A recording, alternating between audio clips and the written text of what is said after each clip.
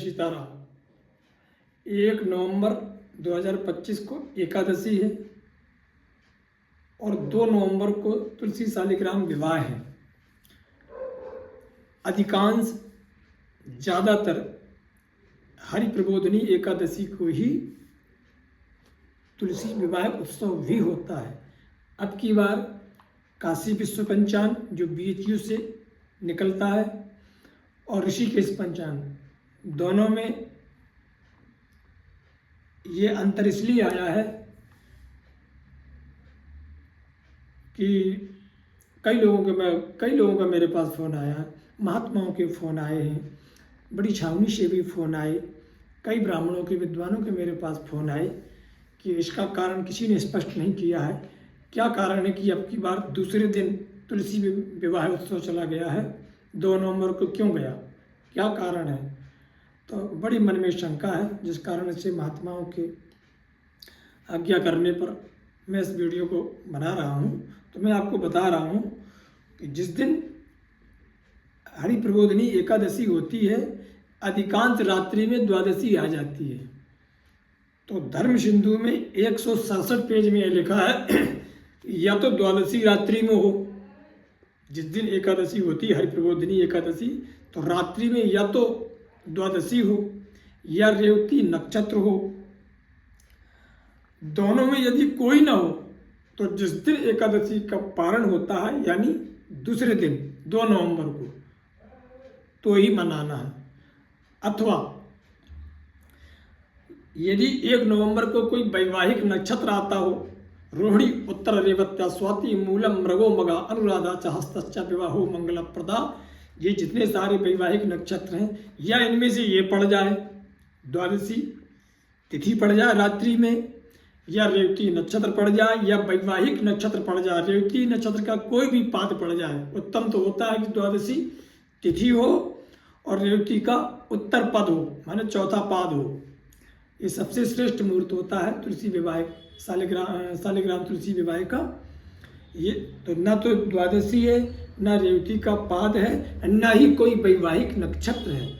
इसलिए इसमें लिखा है ग्रंथ में, यदि तीनों में से कोई ना हो तो जिस दिन पारण होता है एकादशी का, उस दिन तुलसी विवाह शालिग्राम होता है। ये प्रामाणिक है। यही कारण है कि विद्वानों ने BHU से, या मैंने तो 2 ही पंचांगों में पढ़ा है, तीसरे पंचांग को तो मैंने देखा नहीं है। यही कारण है कि दोनों पंचांगों में 2 नवंबर को तुलसी विवाह शालिग्राम निश्चित किया गया है। यदि जिनको शंका है कि नहीं कोई छापा में गलती हो गई है, तो कोई छापा में गलती नहीं हो गई है।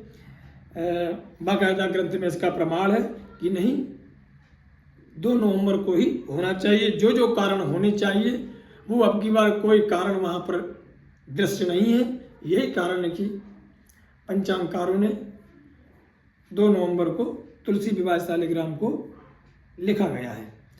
यहाँ पर भी लिखा है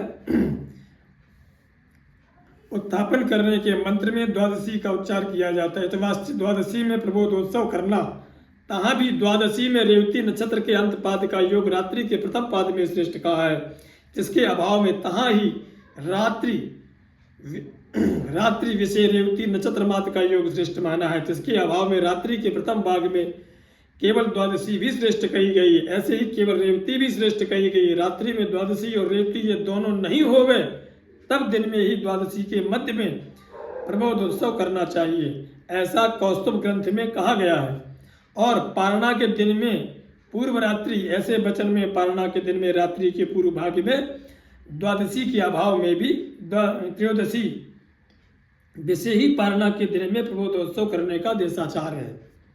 इसी प्रकार तुलसी का विवाह नवमी आदि 3 दिनों में एकादशी से प्रारंभ करके पूर्णिमा के अंत तक कहीं तक दिन विषय अथवा कार्तिक शुक्ल पक्ष के अंतर्गत विवाह के नक्षत्रों में करना है। पहले क्या होता था, नवमी तिथि से लेकर के जो उत्सव होता था वो पूर्णिमा तक होता था, और एकादशी या द्वादशी जब भी होता था वो जो भावर होती थी, वो जो भावर का मुहूर्त होता वो समय होता था। फिर धीमे धीमे एक तंत्र चलने लगा, तो एक तंत्र में अधिकांश एकादशी को ही तुलसी विवाह होता था।